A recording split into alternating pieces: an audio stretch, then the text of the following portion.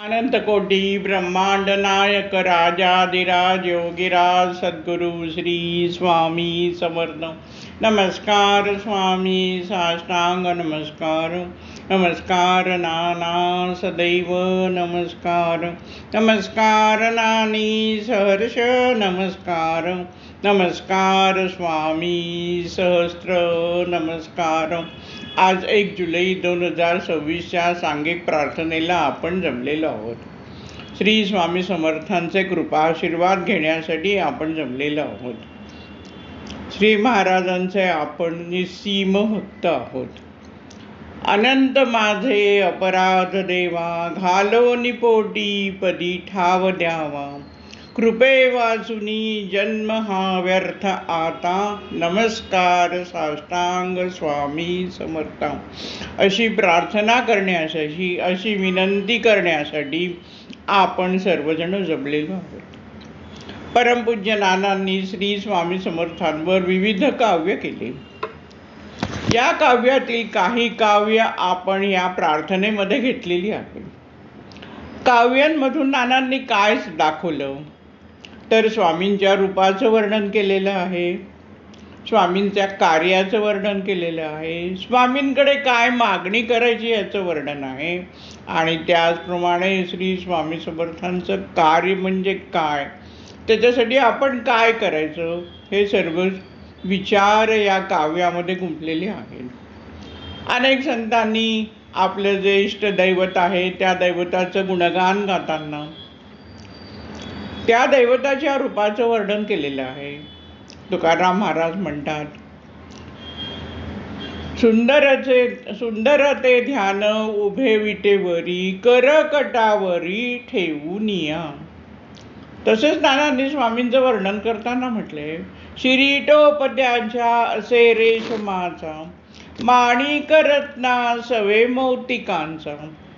अशा वैभवाचा पहा राजयोगी, जणू द्वारकेचा उभा राजयोगी। महाराजांचं राजयोगी असं वर्णन केलेलं आहे। महाराजांचं ते पण एक रूप आहे आणि त्याचबरोबर महाराजांचं वैराग्याचं रूप आहे।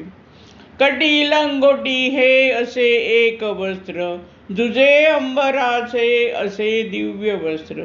शुकासारखे पूर्ण वैराग्य ज्यांचे, जणू धूम्रवर्णी अशा शंकराचे। विरक्त अशा महाराजांचं, वैराग्यपूर्ण असं महाराजांचं पण वर्णन नानांनी केलेलं आहे। आता या महाराजांकडे मागणी काय केली आहे? नाना म्हणतात, नका अंत पाहू स्वामी, नका अंत पाहू। नका दूर ठेवू मजला, नका दूर ठेवू। तुमच्यापासून मला दूर ठेवूच नका। सतत तुमचं सान्निध्य मला लाभलं पाहिजे, म्हणजेच मला सतत तुमचं स्मरण होत राहिलं पाहिजे। मी कसा तळमळलं पाहिजे। जला वीण जैसा मीन, तप्त वाळवंटी, तुम्हा वीण होई तैसे येई प्राणकंठी। आम्हाला सर्वांना अशी तळमळ लागली पाहिजे। महाराज जसा पाण्याच्या बाहेर असलेला मासा तडपडतो, तसा महाराजांशिवाय आम्हाला वाटलं पाहिजे आयुष्यामध्ये।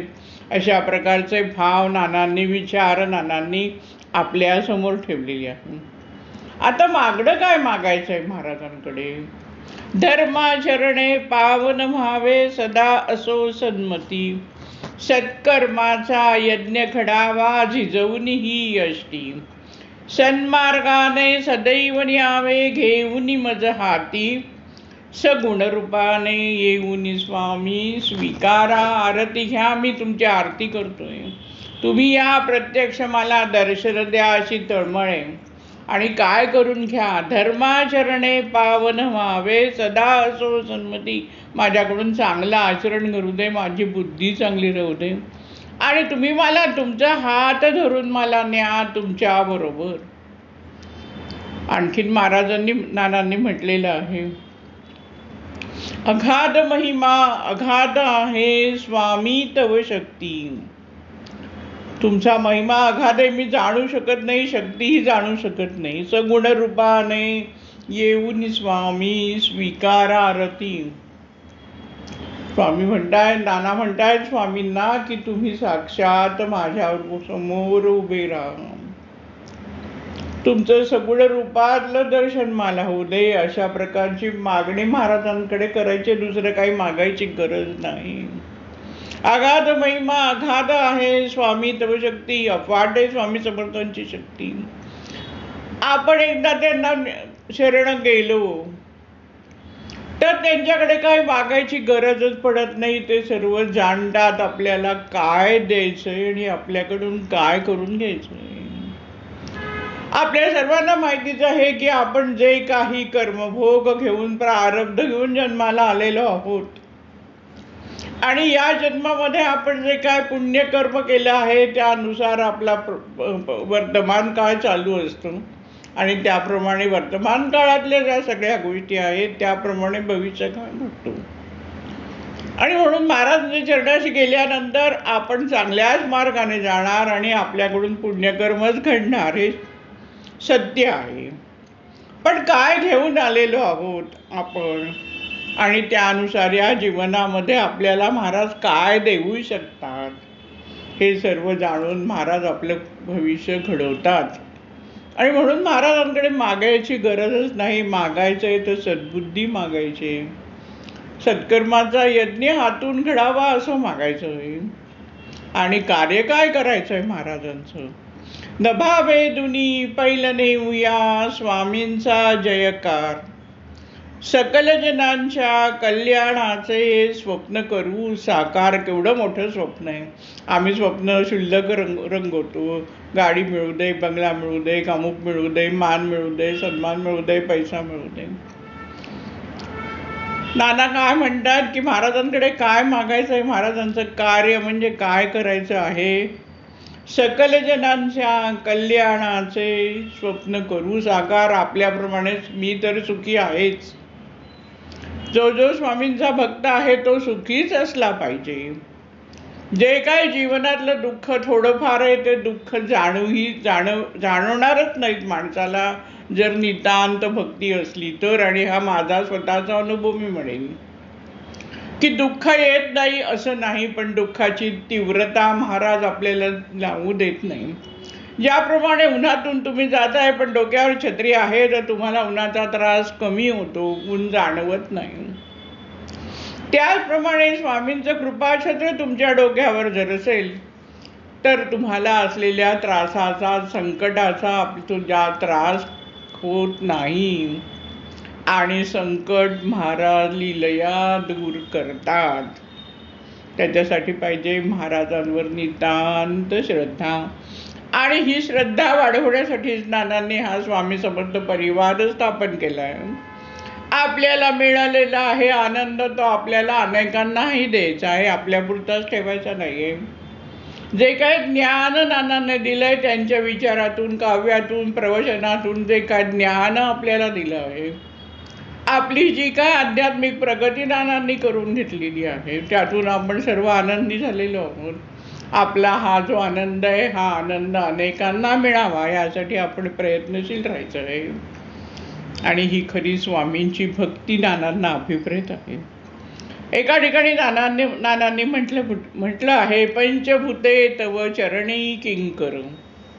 सर्व पंचमहाभूतांवर स्वामींचा अधिकार आहे, ती त्यांच्या ताब्यात आहेत. पंचभूते तव चरणी किंकर. पुढे नानांनी एका ठिकाणी म्हटलं आहे, निसर्गास त्यांनी पराभूत केले म्हणून मना तया अर्पिले. स्वामी समर्थांनी निसर्गाला पराभूत केलंय म्हणजेच पंचमहाभूत त्यांच्या चरणी आहेत. पंचभूते तव चरणी किंकर असे महाराज आहेत. या महाराजांना मी माझं मन अर्पण केलंय असं नानांनी एका ठिकाणी म्हटले. भूते ही पाची जया वंदिता ती विधाता ओभा जोडुनी दोन्ही हाता नमस्कार साष्टांग स्वामी समर्था. असं समर्थांचं वर्णन नानाने त्यांच्या काव्यात केलं आहे. आता पंचमहाभूतांवर स्वामींची कशी सत्ता होती त्याविषयीच्या काही कथा आपण बघूया. जलतत्वावर त्यांचा असलेला अधिकार तर आपल्याला माहितीच आहे. रामेश्वर इथे महाराज गेले. तिथे असलेल्या कुंडामध्ये स्नान करायची परवानगी महाराजांना मिळाली नाही, कारण पुजाऱ्यांना पैसे हवे होते. पैसे घेतल्याखेरीज ते कोणालाही स्नान करू देत नव्हते. दर्शनाला आलेल्या लोकांकडून पैसे घेणं हाच त्यांचा व्यवसाय होता. खरे तर रामेश्वराच्या दर्शनासाठी लोक किती त्रास काढून तिथे दर्शनाला येत होते. त्यांना तिथे काहीतरी प्राप्त होतंय म्हणून ते तिथे येत आहेत, ही गोष्टच पुजारी विसरले होते. पूजा करत होते, पण मनामध्ये भाव नव्हता. पैसे कमवण्याचा मार्ग म्हणजे या स्नानाला आलेल्या लोकांकडून पैसे घेणं. हा रामेश्वर आपल्याला काय देईल हा भावच नाहीये पूजा करताना. आणि म्हणूनच त्यांच्यामध्ये बदल घडवण्यासाठी महाराजांनी तिथे धाव घेतली. पुजारी स्नान करू देत ना. महाराज म्हणाले की ठीक आहे, माझ्याकडे काय पैसे नाही, मी काय देऊ शकत नाही, मी परत जातो. महाराजांना या पुजाऱ्यांनी ओळखलेलंच नव्हतं. ते लोक गेले, महाराज गेले आणि इकडे कुंडातलं पाणी खराब झालं, किडे पडले. मग पुजाऱ्यांच्या लक्षात आलं की अरे ते साधू आले होते, त्यांचा आपण अपमान केलाय. आणि म्हणून शोध घेतला, कारण स्नानात किडे पडल्यावर स्नान कोण करणार, मग यांना पैसे कसे मिळणार. आपण कुणाचा फार मोठा अपमान केलाय ही भावनाही त्यावेळेला त्यांच्या मनात नव्हती. शोध घेतल्यावर त्यांना समजलं की हे अक्कलकोटचे महाराज होते आणि हे पुजारी क्षमा मागण्यासाठी महाराजांकडे आले. महाराजांनी त्यांना सगळं समजावून सांगितलं की तुम्ही सेवा करताय रामेश्वराची, त्याच्यात तुम्हाला सगळं काही मिळणार आहे, तुम्हाला असे पैसे कमवायची गरज नाही, पण कळतच नाही. आणि म्हणून महाराजांनी त्यांच्या अंतरंगामध्ये शिरून त्यांच्या विचारामध्ये बदल घडवला. पुजाऱ्यांना जाणीव आली आपलं कर्तव्य काय. आणि मग पुजारी रामेश्वरला परत आले, महाराजांना भेटले आणि इकडे जे कुंडातलं पाणी होतं ते पाणी आपोआप स्वच्छ झालं. जलतत्वावर असलेल्या श्री स्वामी समर्थांचा अधिकार.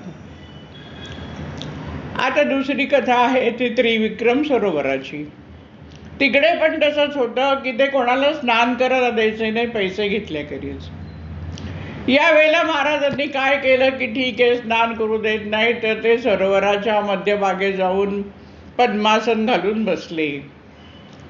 सगळे बघून तिथे असलेले पुजारी सेवक गडबडून गेले की पाण्यावर पद्मासन घालून बसली म्हणजे ही काय सर्वसामान्य व्यक्ती नाही. आपण समजत होतो याच्याकडे काय पैसे नाही, ही कोण व्यक्ती आणि कोण काय. लागलीच पुजाऱ्यांच्या मनात आलं की आपण फार मोठी चूक केली आणि म्हणून महाराजांना शरण गेले. महाराजांना सांगितलं तुम्ही बाहेर या, आम्ही तुम्हाला स्नान करायला देतो. आता एवढे ते नदीच्या पाण्यावर जे वाहत पाणी आहे त्या पाण्यावर महाराज मांडी घालून बसले. त्याच्यातच महाराजांची असलेली पाण्यावर असलेली जलतत्वावर असलेली जी सत्ता आहे ती दिसून येते. भीमेच्या नदीवरून पण नावाडी न्यायला तयार नाही. पलीकडे नदीला पूर आलेला आहे. महाराज सांगतायत पण नावाडी तयार नाहीत, सगळ्यांना पैसे हवे. महाराज भीमा नदीवरून पूर आलेल्या भीमा नदीवरून चालत सहज पलीकडे गेले. मग नावाड्यांना समजलं की हे कोण कुठली शक्ती होती. पूर आलेल्या नदीच्या पाण्यावरून महाराज सहज चालत गेले. जलतत्वावर असलेला स्वामींचा अधिकार दिसतोय म्हणून तर नानांनी म्हटलंय की पंचभूते तव चरणी किंकर, तुमच्या आज्ञेत आहेत, तुमच्या अधिकारामध्ये आहे असे हे महाराज. आता तुम्हाला माहिती आहे की सिद्धेश्वर तलाव होता, पाणी नव्हतं, कोरडा पडला होता. त्याच्यामध्ये महाराजांनी पाणी आणलं. अनेक कोरड्या विहिरी होत्या, त्याच्यामध्ये महाराजांच्या कृपेने पाण्याचा स्त्राव सुरू झाला. नवीन झरे निर्माण झाले. अनेक गायी म्हशी ज्या काय वांझ होत्या त्यांना त्या दुभत्या केल्या महाराजांनी. महाराजांचा असलेला हा अधिकार, अगदी तत्वावरही महाराजांचा तसाच अधिकार होता. आपल्या सर्वांना कथा माहिती आहे की अक्कलकोटच्या वेशीवरच तिथे असलेला जो सुरक्षा रक्षक होता, रखवालदार होता, त्यांनी 2-3 दिवस बघितलं की महाराज असेच बसलेले आहेत. त्याला महाराज समजत नव्हतं, कोणीतरी एक व्यक्ती बसली आहे. काही न खाता पिता ही व्यक्ती बसली आहे आणि म्हणून याला वाटलं याची काहीतरी मजा करावी महाराजांची, आणि म्हणून रिकामी चिलीम दाखवून महाराजांना विचारलं की चिलीम पियोगे क्या. महाराज मनातल्या मनात नक्कीच असली असते. महाराज हा म्हणाले, आणि जी रिकामी चिलीम होती त्याच्यामधून महाराजांनी अग्नी काढला. अग्नितत्वावर असलेलं महाराजांचं वर्चस्व, असलेला अधिकार. पंचभूते तव चरणी किंकर, भूते ही तया वंदिताती. आता त्याचप्रमाणे अप्पा सुतारे यांच्या शेतात एकदा महाराज गेले होते. बरीच मंडळी होती बरोबर. तिथे अग्नी प्रज्वलित झालेला होता. त्या अग्नीमध्ये महाराजांनी पाणी टाकलं, चुळा भरल्या. आता अग्नीवर जोरदार पाणी टाकल्यावर अग्नी विझायला पाहिजे, त्याच्याऐवजी तो अग्नी होता तो अधिक प्रज्वलित होत. इथे अग्नितत्वावर आणि जलतत्वावर असलेला महाराजांचा अधिकार, स्वामित्व दिसतंय. वायुमार्गाने तर महाराज सर्वत्रच फिरत होते, त्यामुळे वायूवरही महाराजांचा अधिकार होता. पंचभूते तव चरणी किंकर. आता पृथ्वी तल आहे, पृथ्वी आहे, धरणी आहे, पृथ्वी तत्व आहे. ह्याच्यावर पण महाराजांचा अधिकार होता, कारण अनेकांना महाराजांनी गुप्तधनाचा लाभ करून दिला. जमिनीत असलेलं धन मिळालं. धरणी मातेच्या पोटात असलेलं धन कोणी निर्माण केलं आहे? महाराजांनीच केलं आहे जमिनीमध्ये. दुसरं, आपला जो नरसप्पा होता त्याच्या शेतामध्ये एकदा महाराज गेले होते. महाराजांनी तिथे ऊस पेरला. नरसप्पाला दाखवून दिलं की तू इथे ऊस पेर आणि तुला भरपूर उत्पन्न मिळेल. सांगायला लागलं नाही, त्यांच्या कृतीवरून नरसप्पाने जाणलं एवढी भक्ताची भक्ती असली पाहिजे, एवढी उंची असली पाहिजे विचारांची. त्यांनी जाणलं आणि नंतर त्यांनी ऊस पेरला आणि अमाप पीक आणि भरपूर पैसे नरसप्पाला मिळाले. धरणी मातेवर महाराजांचं असलेलं स्वामित्व याच्यावरून आपल्याला दिसते. गुप्तधनाचाही तोच आहे की स्वामींनी अनेकांना गुप्तधन मिळवून दिलं. अवकाश तर का हे पूर्ण ब्रह्मांडाचा पिता आहे. आपण महाराजांना म्हणतोय की अनंत कोटी ब्रह्मांड नायक राजाधिराज योगीराज सद्गुरू श्री स्वामी समर्थ. अशा प्रकारे त्यानाने जे वर्णन केलं आहे त्याच्या आपण कथा बघितल्या. भूतेही पाची जया वंदिताती, पंचभूते तव चरणी किंकर. आणि निसर्गास त्यांनी पराभूत केले, म्हणून तया मना अर्पियले. आता असेच मठामध्ये मिळालेले अनुभव आपण बघूया. स्वामी भवनामध्ये गोकुळाष्टमीचा कार्यक्रम होता, दही काल्याचा कार्यक्रम होता. सकाळपासून छान ऊन पडलेलं होतं, हवेत गारवा होता आणि पाऊस पडेल असं वाटायचंही नव्हतं. फक्त हवा थंड होती, कारण आदल्या दिवशी पाऊस पडून गेलेला होता. पण छानसं ऊन पडलेलं होतं.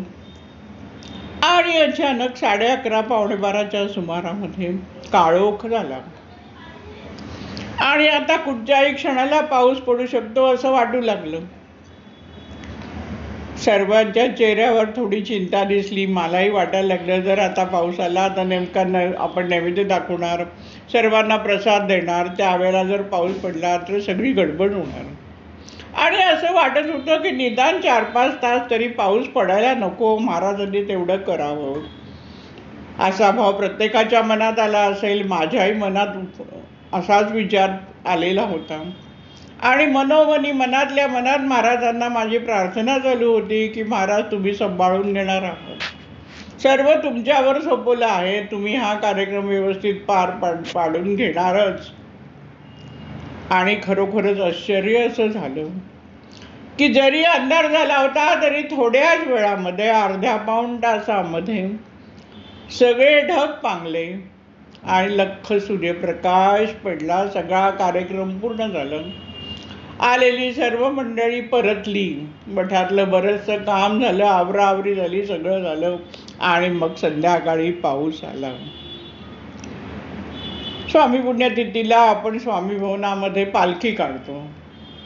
बाहेर असलेल्या लोकांना कुठल्याही प्रकारचा त्रास होऊ नये म्हणून आपण रस्त्यावरून पालखी नेत नाही. आपण स्वामी भवनाच्या आवारामध्ये पालखी फिरवतो. स्वामी भवनाला 11 प्रदक्षिणा घातल्या जातात. 1 वर्ष असं झालं की पुण्यतिथीच्या पालखीचा प्रदक्षिणा कार्यक्रम सुरू आहे.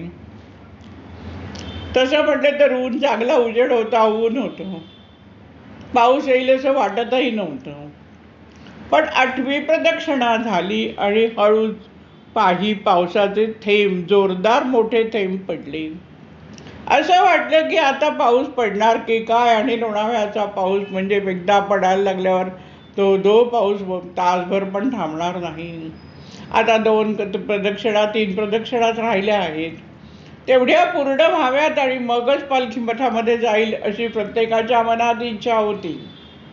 आणि काय सांगू आश्चर्य, पाऊस जास्त पडला नाही. 11 प्रदक्षिणा पूर्ण झाल्या. पालखी आतमध्ये गेली, महाराजांच्या इथे समोर ठेवली गेली.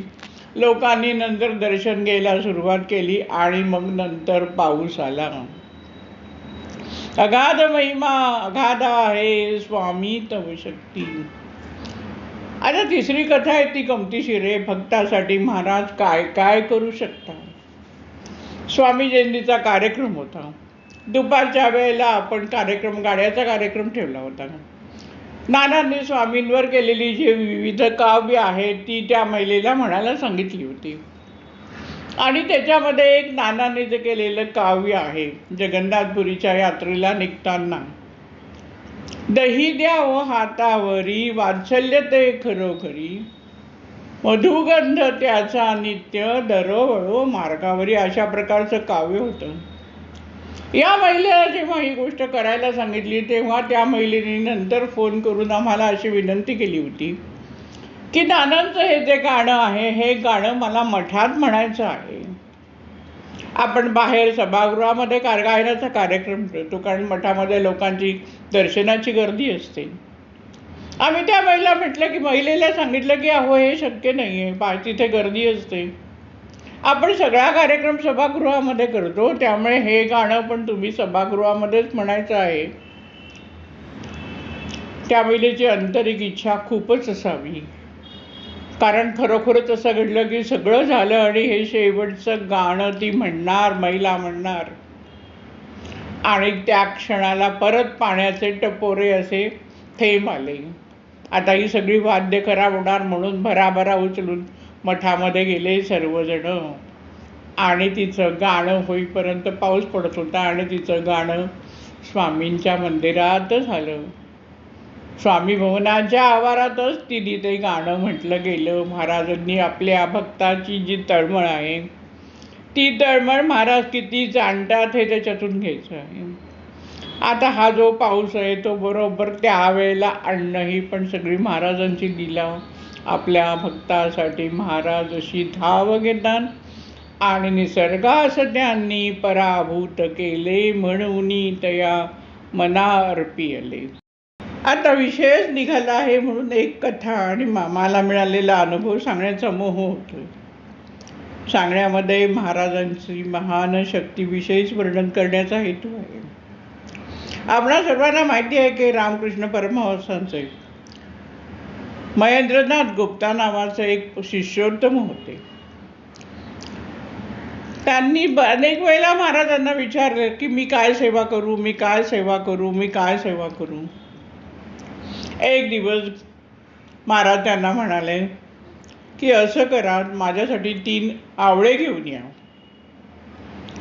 आता तो जो सीझन होता तो आवळ्याचा नव्हता. आता कुठल्या झाडाला आवळे मिळणार.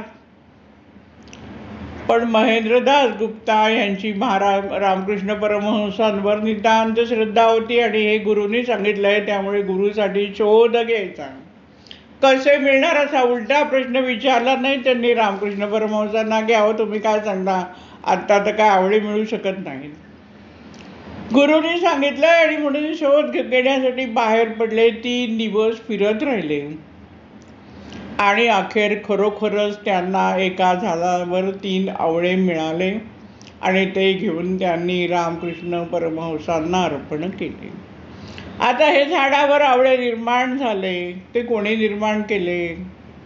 या ईश्वरी शक्तीनं रामकृष्ण परमहंसांनी आपल्या भक्ताची निष्ठा बघण्यासाठी एक कठीण काम सांगितलं.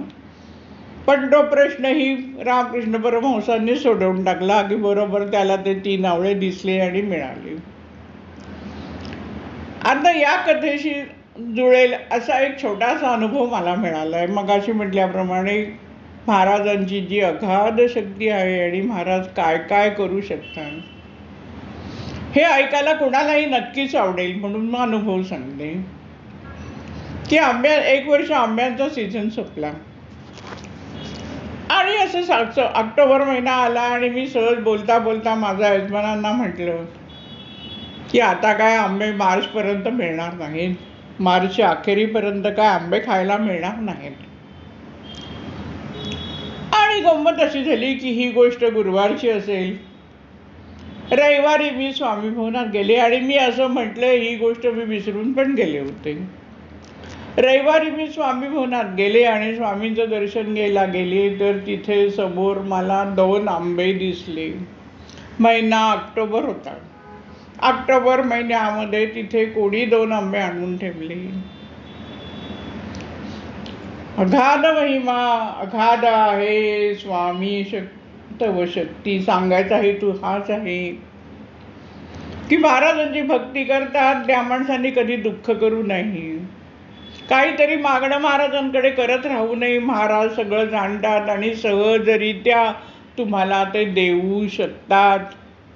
फक्त जर काही त्रास असेल तर तो आमचा कधी जन्मीचा असलेला कर्मभोग आम्ही आणला आहे, तो पूर्ण जाळला जात नाही तोपर्यंत आम्हाला त्रास आहे. जाळण्याचं काम महाराज करतायत आणि महाराजांशी म्हणून आपल्याला जास्तीत जास्त महाराजांची भक्ती करायची आणि त्यांना अभिप्रेत असेल त्या मार्गाने भक्ती झाली पाहिजे. धर्माचरणे पावन व्हावे सदा सो सन्मती. या 2 गोष्टी उपासनेमध्ये अत्यंत महत्त्वाच्या आहे. स्वामी समर्थ परिवार जो उभा आहे तो या तत्वज्ञानावरच उभा आहे. स्वामींच्या भक्तीमध्ये धर्माचरणाला प्राधान्य आहे, सत्कर्माला प्राधान्य आहे, सदाचाराला प्राधान्य आहे. श्री स्वामी समर्थांनी अनेक शिष्योत्तम घडवले, पण ते वेगवेगळ्या प्रकाराने घडवले. आता हरिभाऊ तावडे मुंबईचे, त्यांच्या नुसत्या मस्तकावर हात ठेवला आणि त्यांच्यामध्ये वैराग्य निर्माण केलं. खरं तर हरिभाऊ तावडे हे पैसे मिळावेत व्यापारामध्ये त्यांना नुकसान झालेलं होतं आणि म्हणून पैसे मिळवावे, व्यापार चांगला व्हावा याच्यासाठी महाराजांच्या दर्शनाला गेले होते. महाराजांच्या कृपेने त्यांना धन प्राप्त झालं, फायदा झाला, धन्यामध्ये खूप फायदा झाला. परत महाराजांच्या दर्शनाला गेले तेव्हा महाराजांना पैसे देऊ लागले. महाराज म्हणाले पैसे नको, पांढरं करून आण. त्यांच्याही लक्षात आलं की महाराजांना काय सांगायचं आहे. त्यांनी पादुका करून आणल्या, महाराजांना अर्पण केल्या. महाराजांनी त्या पादुका आपल्याजवळ 14 दिवस आपल्या पायामध्ये घातल्या आणि सगळीकडे फिरले नाही, आपल्याजवळच ठेवून घेतल्या, कुणाला दिल्या नाही. नंतर त्यांनी हरिभाऊंना या पादुका दिल्या आणि मठ बांधायला सांगितलं. सागर किनारी मठ बांध असा स्वामींनी आदेश दिला आणि त्याच वेळेला हरिभाऊ तावड्यांच्या मस्तकावर महाराजांनी हात ठेवल्या आणि त्या क्षणाला हरिभाऊ तावडे यांना वैराग्य प्राप्त झालं. जो काय पैसा आहे, सोनं नाणं आहे, गुरंढोरं आहेत, त्या सगळ्याच्या मोहातून ते बाहेर आले. नुसत्या स्वामींनी त्यांच्या मस्तकावर हात ठेवला आहे आणि एवढं मोठं परिवर्तन हरिभाऊ तावड्यांच्या आयुष्यात घडलं. मुंबईला आले, पादुकांची स्थापना केली, जे काय सगळं होतं घरातलं ते सगळं त्यांनी लुटून टाकलं. अशा प्रकारचं वैराग्य प्राप्त झालं की आता मला काहीतरी उद्याला पाहिजे, परवाला पाहिजे, माझ्या मुलांसाठी काहीतरी पाहिजे, पुढच्या पिढीपाशी काहीतरी पाहिजे. कसला विचार नाही. आम्ही किती विचार करतो आणि त्याच्यासाठी पैशाच्या मागे नुसते धावत असतो. महाराजांचं नामस्मरण करायला वेळ नाही आम्हाला, महाराजांचं चिंतन करायला वेळ नाही. पैशाच्या मागे धाव नाहीतर मजा करण्यामध्ये वेळ मिळतो. हरिभाऊ तावड्यांचं जे वैराग्याचं वर्णन करायचंय म्हणून हे मी बोलले की सगळे लुटून टाकलं. बायकोच्या अंगावरचे दागिने वगैरे मागून घेतले, ते पण सगळे लुटून टाकले. साधी गोष्ट नाही, लक्षात घ्या. महाराज काय घडवू शकतात एका स्पर्शाने. हरिभाऊ स्मरणनी आपल्या मंदिर ह्याच्या पादुकांची स्थापना केली आणि खरोखर स्वामींवर पूर्ण भार सोपवून निश्चिंत राहिले. कुठलीही काळजी नाही, चिंता नाही, दुःख नाही, आनंद. आता पैसा मागण्यासाठी खरे तावडे गेलेले, हरिभाऊ गेलेले आणि महाराजांनी त्यांना वैराग्य करून स्वामी भक्तीचं कार्य करायला पाठवलं. जेव्हा आपल्या नानांना श्री स्वामी समर्थांनी सांगितलं की तू कुणाचीही चाकरी करू नकोस, कारण तू माझा बेटा आहेस. आणि त्यावेळेला नानांनी ही गोष्ट त्यांच्या पत्नीला म्हणजे आपल्या नानींना सांगितली. त्यावेळेला नानी काय म्हणाले, हे खूप मजेशीर वाक्य आहे. नानी त्रासल्या का? नाही. नाना म्हणतात तेच की केवढी भगवंताची स्वामींची काय लीला आणि काय कृपा आहे. कोणचीही पत्नी रागवू शकते, काय तुमचे महाराज सांगतात. कसे तुम्ही नोकरी सोडणार, मुलांचं काय होणार, पुढे काय वगैरे काहीच रागा नाही. आणि आई काय म्हणाली, माझी आई काय म्हणाली नानांना, अहो गुरुकडे माणसं पैसा मिळण्यासाठी जातात. बरोबर आहे. गुरुकडे माणसं धाव घेतात, ती पैसे मिळण्यासाठी धावतात. आणि तुमचे महाराज, तुमचे गुरु तर तुम्हाला सांगतात नोकरी सोड. असा एकच प्रश्न फक्त तिच्या मनात जो आला तो तिने नानांच्या पुढे मांडला. पुढे काहीही नाही. खरोखरच महाराजांची कृपा की घरात काही वाद नाही, चर्चा नाही, तक्रार नाही. आईने पूर्णपणे त्यांना सहकार्य दिलं. आता हरिभाऊ तावड्यांनी ज्याप्रमाणे विरक्ती केली आणि त्याप्रमाणे सगळं दिलं, तसं नानांनी काही विचार नाही केला की माझं कुटुंब कसं चालेल. आम्ही किती गोष्टीत विचार करत असतो, हे करू का, ते करू का, ते करू, मग पुढे कसं होईल, मग अमुक झालं तर कसं होईल, तमुक झालं तर कसं. आमच्या डोक्यात नुसतं विचाराचं थैमान चालू असतं. तरी आम्ही म्हणतो की आम्ही स्वामी भक्त आहोत. महाराजांवर सोपवायला शिका. महाराज बघतील असं म्हणायला प्रयत्न तरी करा. 100% जमणार नाहीये, कठीण आहे, पण प्रयत्न तर करायचे असतात. उगाच चिंता पडली म्हणून परत महाराजांना सांगत राहायचं. जप पण आम्ही करतो. जप करताना नामापेक्षा चिंतेचं जप होतो असं मला वाटतं. हा प्रश्न सुटतोय म्हणून मी जप करतोय, माझा असं व्हायला पाहिजे म्हणून मी जप करते. प्रेम करायचं आहे महाराजांवर. नानांनी हे शिकवलंय, सगळ्या संतांनी हे सांगितलं आहे. ती तर गुरुमाऊली आहे, आईला काही सांगायला लागत नाही. काय दे वगैरे सांगायला लागत नाही. आई सर्व देतच असते. त्यामुळे ती काळजी घेणारच आहे. प्रश्न आहे पण महाराजांना माहिती आहे आणि महाराज तो सोडवणार. अशा भूमिकेवर आपल्याला हळूहळू जायचं. आता त्याचप्रमाणे महाराजांनी गोपाळबुवा केळकरांना काय केलं, त्यांना पण नोकरी सोडायला सांगितली आणि सांगितलं कोकणात जंगलात जाऊन राहा. पादुका दिल्या आणि पाठवून दिलं. त्यांनी पण कुठला विचार नाही केला, सरकारी नोकरी आहे, रेल्वेत नोकरी, मग माझं पेन्शनचं काय, माझं प्रॉव्हिडंट फंडचं काय होईल, मग माझ्या कुटुंबासाठी मी काय करू शकेन, काही विचार नाही. कृपा ही अशी असते. अशी कृपा आपल्याला प्राप्त करायची. आपला एखादा प्रश्न सुटण्यासाठी स्वामीची कृपा मागायची नाहीये. स्वामी कार्यासाठी आपल्याला जास्तीत जास्त वेळ देता येईल अशी आपली मनोभूमिका तयार होण्याची मागणी महाराजांकडे करायची आहे. अशा प्रकारची भक्ती आपल्याला करायची असं हे जे सगळे शिष्योत्तम ते दाखवतात त्यांच्या कार्यातून, त्यांच्या जीवन कार्यातून. लक्ष्मण कोळ्याचं पण असंच. त्याच्या अंगावर महाराजांनी भगवी वस्त्र फेकली आणि सांगितलं की भक्तीचा प्रसार कर. लागली सर्व संन्यास घेऊन सगळा संसार सोडून देऊन स्वामी भक्तीच्या कार्याला लागले. आता सगळ्यांनाच काय वैराग्य दिलं असं नाहीये.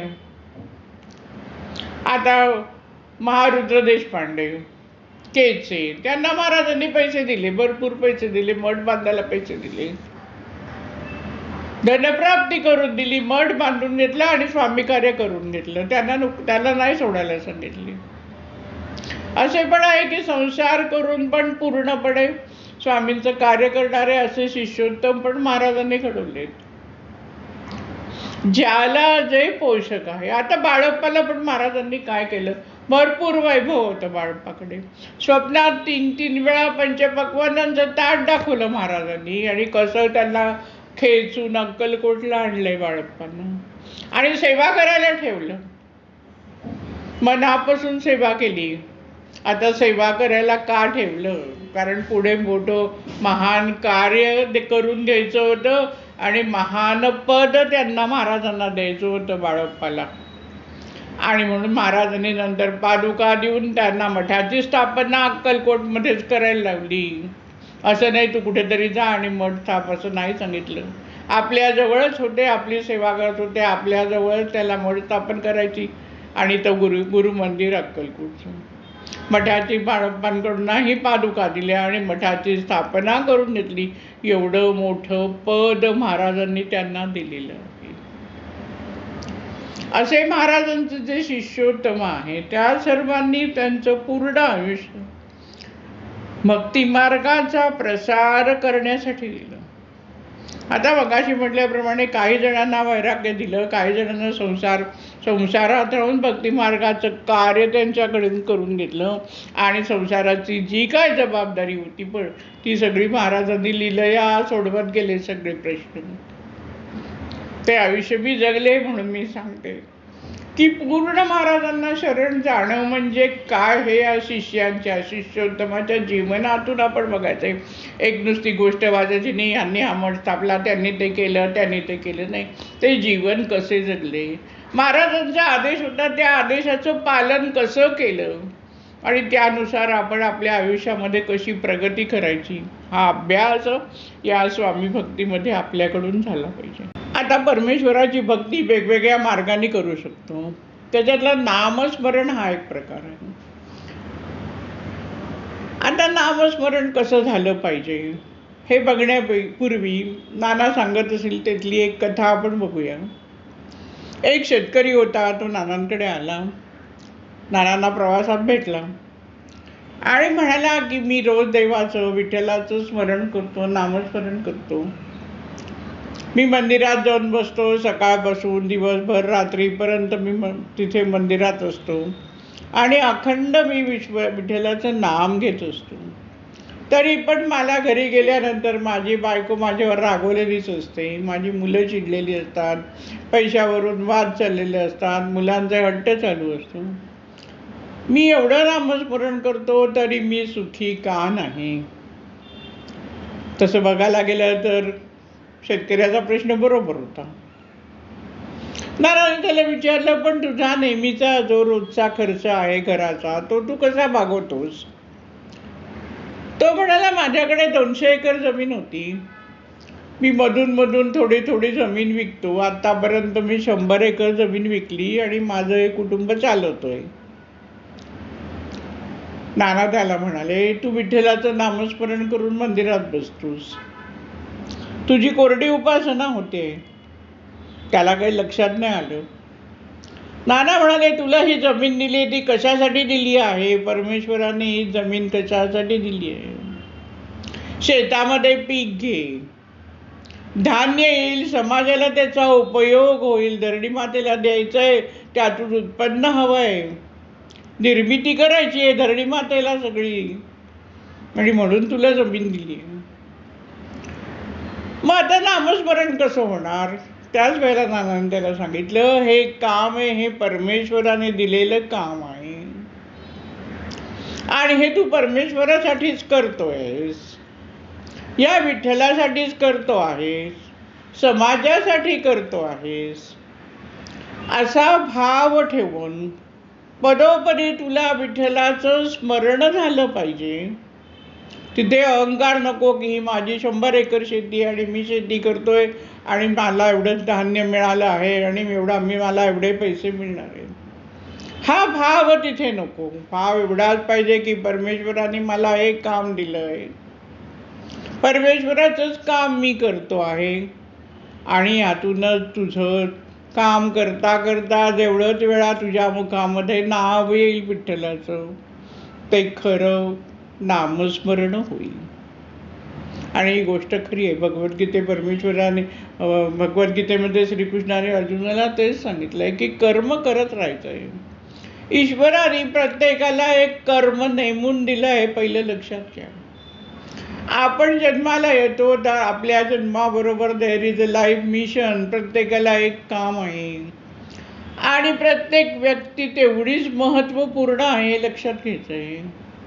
आधी एखादा जरी कितीही अक्कल नसलेला असेल, बुद्धी अगदी सामान्य असली तरी त्या व्यक्तीचा कुठेतरी समाजामध्ये कुठे ना कुठेतरी काहीतरी समाजाला फायदा असतोच. उगाच माणसं परमेश्वर निर्माण करत नाही.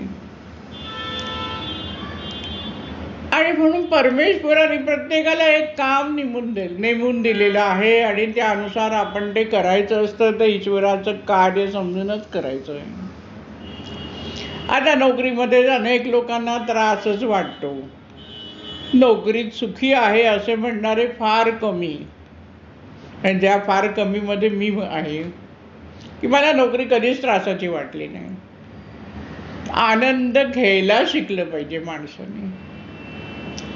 आता चांगली वाईट माणसं, सगळ्या प्रकारची माणसं आपल्याला समाजामध्ये भेटणार आहेत आणि या समाजाशिवाय तर आपण एकटं कायम राहू नाही शकत, आपण एकटं जगू नाही शकत. आपल्याला प्रत्येकाच्या मदतीची गरज आहेच.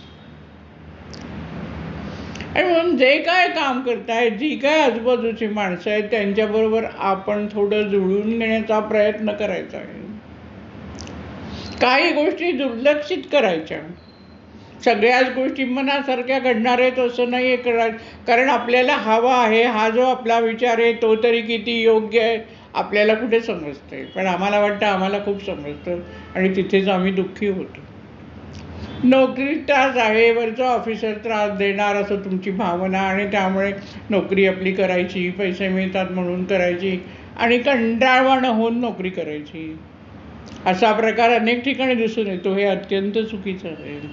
जो भक्त आहे त्याने आपली नोकरी देखील ईश्वराचं कार्य समजूनच करायला पाहिजे.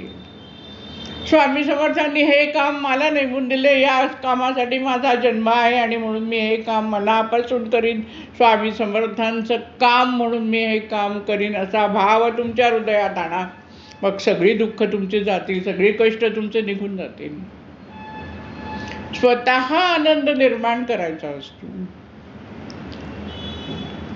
म्हणून ईश्वराने दिलेलं कार्य मी करते या भावनेने कार्य करत राहिलं तर माणसाला कुठेही कधीही कंटाळा येत नाही.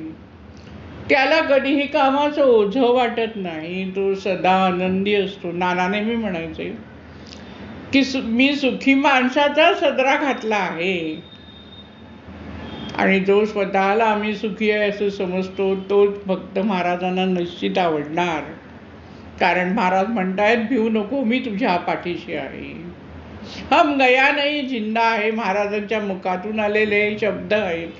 साधे सुधे शब्द नाही, त्यातली असलेली विलक्षण शक्ती जाणून या गोष्टीचं सतत स्मरण केलं तर तुम्ही जीवनामध्ये नक्की आनंदी व्हा. नाना अत्यंत आनंदी होते. कधीच त्यांना काय संस्था चालवताना त्रास कमी झाला असं समजू नका तुम्ही. महाराज आहेत पण समाजात विविध प्रकारची लोक आहेत, विविध प्रकारचे मतं मांडणारी लोक असतात. काही केलं तरी काहीतरी बोलायचे अशी पण अनेक माणसं समाजात असतात. तो मानसिक जो त्रास आहे तो पण नानांनी स्वतःकडे कधी करून घेतला नाही, तरी पण नाना आनंदी असायचे. सदा सो आनंदात तृप्त तैसे मान साधो.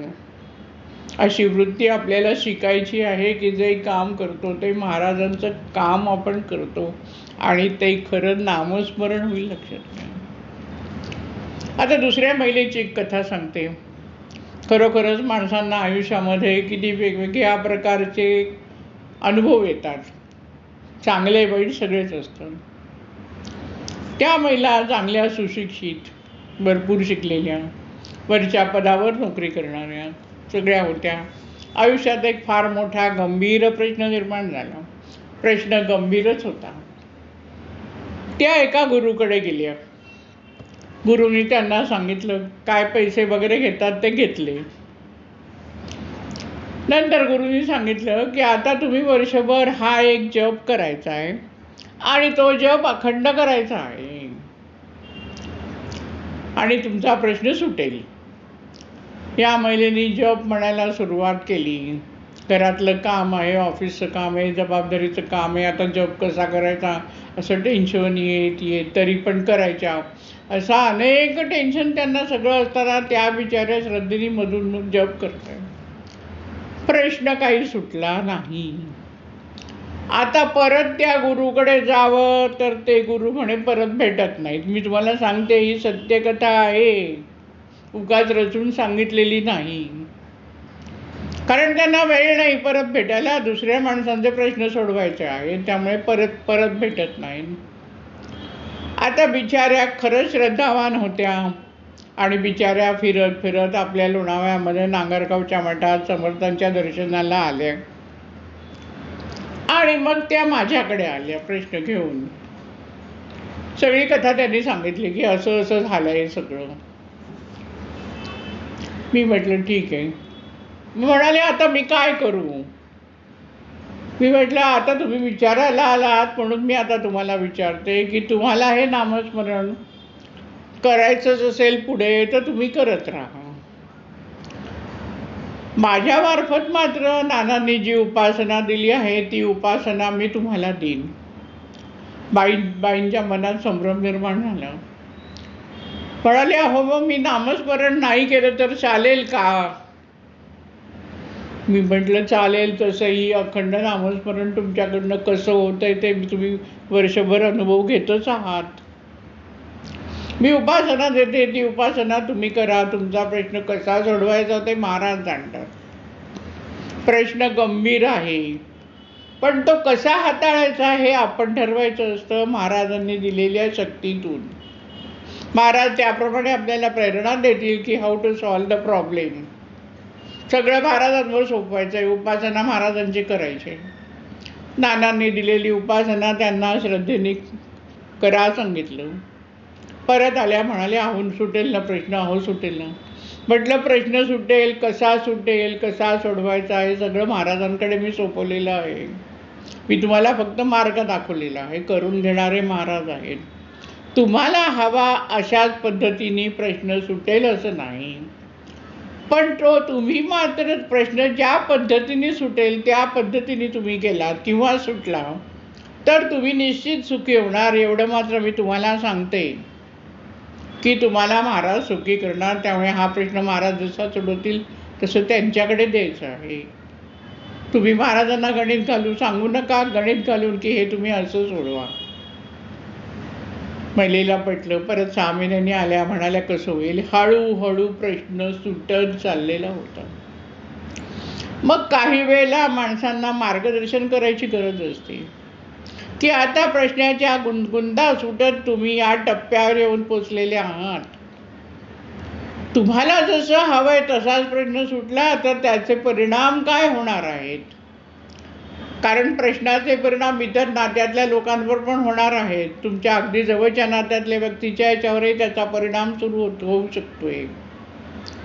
हा सगळा विचार त्यांच्या पुढे मांडला. माणसांना समजावून सांगणं खूप गरजेचं असतं.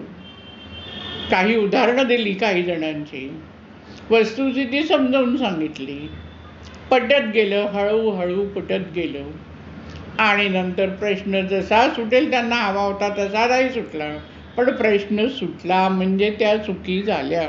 आता आपण नामस्मरण त्याविषयी बोलूया. जर तुम्ही खरोखर श्रद्धेने अंतःकरणापासून आणि कुठलीही मागणी न करता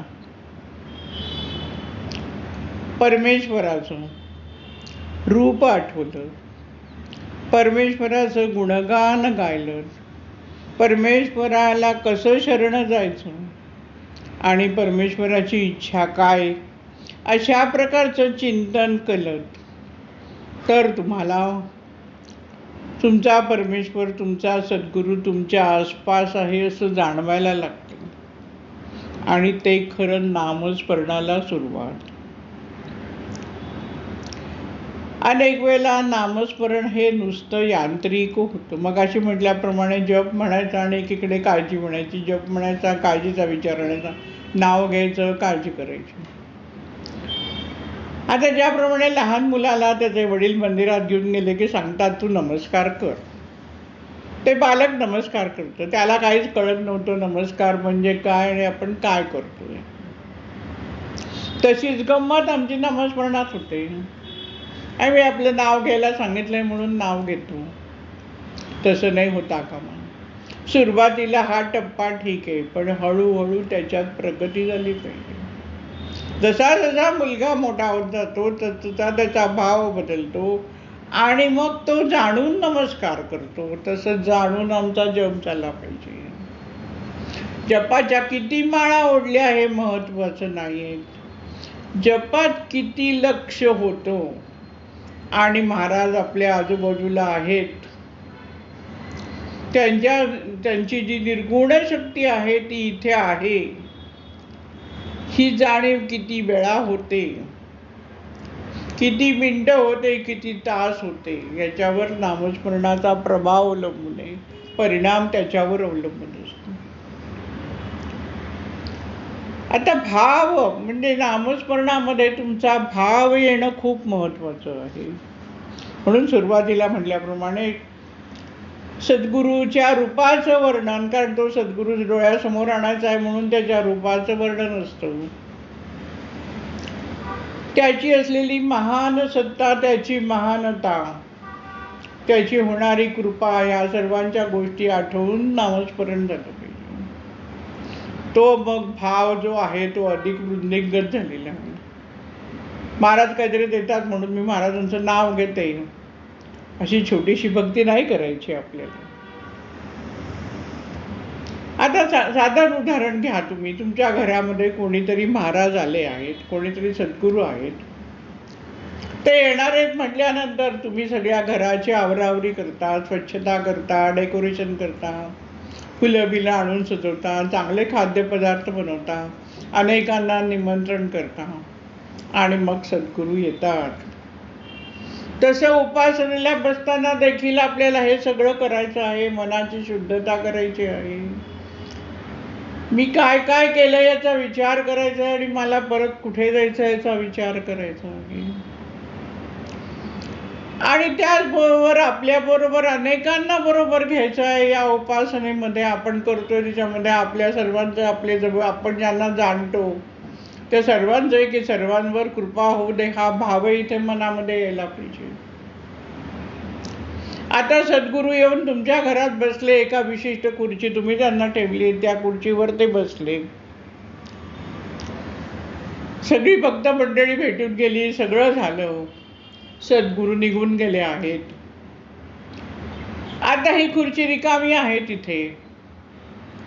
पहिली ती खुर्ची एवढ्या दिवस तिथे घरामध्ये होती, आपल्या त्या खुर्चीकडे काय आकर्षण नव्हतं आपल्याला. पण आता एकदा सद्गुरू त्या खुर्चीवर बसून गेल्यानंतर त्या खुर्चीकडे पाहण्याची आपली दृष्टी बदलते. महाराज या खुर्चीवर बसले होते आणि म्हणून त्या खुर्चीचं जे स्थान आहे, ती खुर्ची आहे, ती आपल्याला पवित्र वाटायला लागते. तसं नामस्मरणात आहे. परमेश्वराचं नाम घेताना तिथे भाव पाहिजे.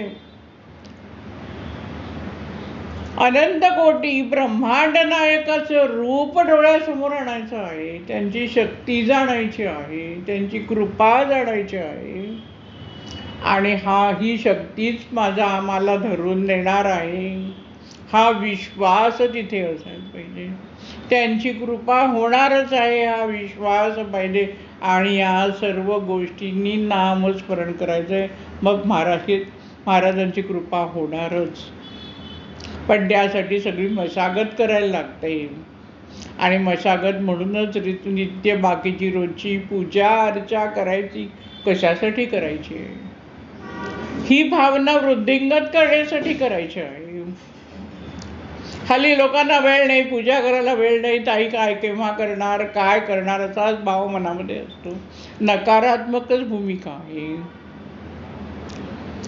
का होणार नाही वेळ? काढा तुम्ही वेळ. तुम्हाला फिरायला वेळ मिळतो, तुम्हाला झोपायला वेळ मिळतो, तुम्हाला गप्पा मारायला वेळ मिळतो, तुम्हाला मोबाईल हातात धरून तास तास बसायला वेळ मिळतो, सगळ्याला वेळ मिळतो. वेळ काढायचा असतो. आई जशी आपल्या मुलासाठी वेळ काढते तसं आपण स्वामी कार्यासाठी, उपासनेसाठी आपल्या स्वतःसाठीच वेळ काढायचा आहे. आता घरात देवाची पूजा, आता त्याच्यामध्ये पूजा करताना किती मूर्ती असाव्यात हे प्रत्येकाने ठरवायचं आहे. एक मूर्ती असली तरी पुरते, अनेक असल्या तरी चालतात. ज्यांना जमेल त्यांनी तसं करावं. आता काही जणांना प्रश्न पडतो, मी युती ठेवू का, मी तुटी ठेवू का, मग हे आणू का, कोणीतरी काहीतरी सांगितले म्हणून आणि मग पूजा होतच नाही, असं पण नको. जी काय तुमची पूजा करताना तुम्ही करता कृती किंवा नमस्कार करता त्या ठिकाणी, त्यावेळेला तुमच्या मनात हा भाव असतो. हा भाव ठेवूनच ती पूजा करायची असते. मन आलंय, पाणी घातलं, पुसलं, ठेवलं, गंध व्हायला, अक्षदा व्हायला नाही. हा गणपती आहे, या गणपतीची मी, या गजाननाची मी पूजा करते आहे. या गजाननाचे गुण आठवायचे, रूप आठवायचंय. रूप आहेच मूर्ती, गुण आठवायची, कृपा आठवायची आहे. आणि आपल्याला काय मिळवून देणार आहे ह्याचा हा विचार मनामध्ये, प्रत्येक देवतेची पूजा करताना हा मनात विचार जेव्हा येतो आणि कृपा होणार आहे तसा दृढ विश्वास तिथे असतो, तेव्हा अख्खा दिवस तुमचा निश्चितच चांगला जाईल. प्रयोग करून बघा. नकारात्मक भूमिका ठेवू नका. जर एवढ्या पिढ्यानपिढ्यान वर्षोनवर्ष जर ईश्वराची पूजा करायला सांगतायत, त्या ईश्वरासाठी नाही आहे, आपल्यासाठी आहे. कारण आपोआप त्यांच्या प्रत्येक देवतेच्या गुणाचं चिंतन होतंय, त्याचं रूप आपण बघतोय, त्याच्या हातामध्ये काय आहे, कुठलं कुठलं शस्त्र आहे, काय आहे, त्याचा आधार, त्याचा शोध घ्या, त्याचा अभ्यास करा की कशासाठी आहे. आणि मग त्यातून तुमचा उत्साह वाढत जाणार आहे की ह्यासाठी हा देव आहे, यासाठी हा देव आहे, आणि या सगळ्या देवता महाराजांमध्ये आहेत. आणि जेव्हा सकाळच्या वेळेला तुम्ही ही पूजा करता, नमस्कार करता, नतमस्तक होता, त्यावेळेला आपोआपच तुमचा मनामधला आनंद, उत्साह वाढत जातोय. आणि एकदा उत्साह वाढल्यानंतर दिवसभरात कुठलीही संकट समोर येऊ शकत नाही, लीलया दूर होतात. म्हणून पूजा अर्चा घरामध्ये आहे. रात्री झोपताना आपण देवाला परत शरण जाऊन नमस्कार करून नतमस्तक होऊन शांतपणे झोपलात तर मनामध्ये चांगले विचार येतात. कारण तुम्ही रात्री जे झोपताना म्हणता, झोपताना तुम्ही विचार करता, त्या सगळ्यावरचं चिंतन तुमच्यामध्ये झोपेत होत असतं. आणि म्हणून रात्री परत नमस्कार करून झोपायच्या. या छोट्या गोष्टी आपल्याला पिढ्यानपिढ्या सांगितल्या गेल्या आहेत, पण आम्ही ते मर्म जाणत नाही आणि आम्ही आयुष्यामध्ये वेळ नाही हे कारण सांगत राहतो.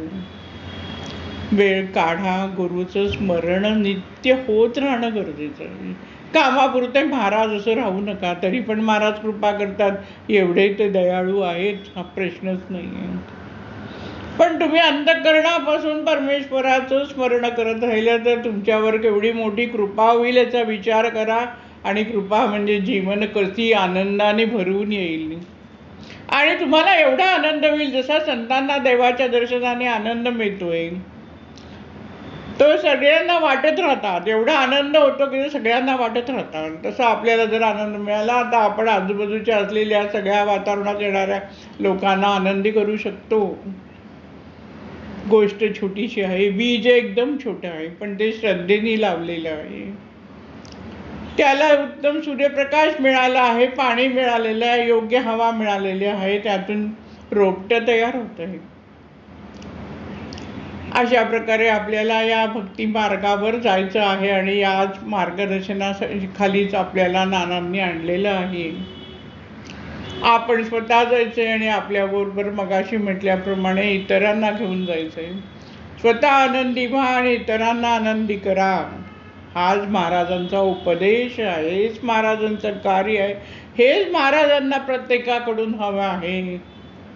सर्वजण सुखी व्हावे, आनंदी व्हावे, सर्व सृष्टीमध्ये आनंदी आनंद असावा. परमेश्वर भक्तीची गोडी कशी लागली पाहिजे याविषयी तुकाराम महाराजांचं काव्य खूप सुंदर आहे. कन्या सासुराशी जावे, मागे परतूनी पाहे, तैसे झाले माझ्या जीवा, केव्हा भेटशी केशवा. सुकलिया माये, बाळ हुरुहुरु पाहे, जीवना वेगळी मासोडी, तैसा तुका तळमळी. तळमळ लागली पाहिजे, उपासनेला बसायची तळमळ लागली पाहिजे. आणि जेव्हा अशी तळमळ लागते तेव्हाच आपलं जे जीवन आहे ते खऱ्या अर्थाने फुलून येतं. ज्यासाठी जन्माला आलो आहे त्या जन्माचं अशाच माध्यमाच्यातून सार्थक होऊ शकतो आणि या मार्गाने आपण सर्वजण जात आहोत. सदा सर्वदा योग तुझा घडावा, तुझे कारणी देह माझा जिजावा. उपेक्षू नको गुणवंता अनंता, रघुनायका मागणे हेची आता. प्रभाते मनी राम चिंतित जावा, पुढे वैखरी राम आदी वदावा. सदाचार हा थोर सांडून येतो, जनी तोची तो मानवी धन्य होतो. आता पुन्हा सांगते. भगवंतांनी अर्जुनाला परत परत काय सांगितलं? एकच सांगितलं, तू ज्या परिस्थितीमध्ये आहेस, या मानवी जीवनात जी तुझी परिस्थिती आहे, ती परिस्थिती सोडून जायचं तू म्हणालास तर त्याला काही अर्थ नाही. तू त्या परिस्थितीला बांधला गेला आहेस. कर्म समोर आलेलं आहे आणि ते मी करणार नाही असं मूर्खासारखं तू बोलू नको, असं शेवटी कृष्णाने अर्जुनाला सांगितलं. आता हे मगाशी म्हटल्याप्रमाणे हेच आपल्याला शिकायचं आहे की हे कर्म आहे, जे काय आहे आयुष्यामध्ये, ज्या काय गोष्टी आहेत त्या आहेत तशा स्वीकारून पुढे जायचं आहे. परमेश्वराने सगळं दिलं आहे आणि म्हणून त्याचा स्वीकार करणं आणि त्याच मार्गाने जाणं, हाच मार्ग आपल्याला आहे, दुसरा मार्गच नाही. ही मनाशी एकदा खुणगात बांधा आणि मग तुमच्या आयुष्याला वेगळं वळण लागेल. आणि मग जो त्रास वाटतो, चिंता वाटते, कुठल्या तरी गोष्टीचा मोह होतो, मग त्याच्यासाठी तळमळ निर्माण होते, नकोच्या गोष्टीच्या मागे आपण धावत राहतो, जीवन निरर्थक बनवतो, हे सगळं आपोआप बंद होईल. असे हो जया अंतरी भाव जैसा, वसे हो तया अंतरी देव तैसा. अनन्यास रक्षी तसे चाप पाणी, नुपेक्षी कदा रामदासाभिमानी. आपण महाराजांचे भक्त आहोत, बस हाच एक मोठा आपल्याला मिळालेला अधिकार आहे. हेच आपलं सर्वात मोठं धन आहे, हीच आपली प्रॉपर्टी आहे. हे जर जाणलं तर सर्वकडे आनंदी आनंद आहे. समर्थाच्या सेवका वक्र पाहे, असा सर्व भूमंडळी कोण आहे. जयाची लीला वर्णिती लोकतिनी, नुपेक्षी कदा रामदासाभिमानी. आणि म्हणून समर्थांचे गुणगान गाऊया. समर्थांना अनन्य भावाने शरण जाऊया, समर्थांच्या आज्ञेत राहूया आणि समर्थांचं कार्य करून आपलं जीवन सार्थकी लावूया.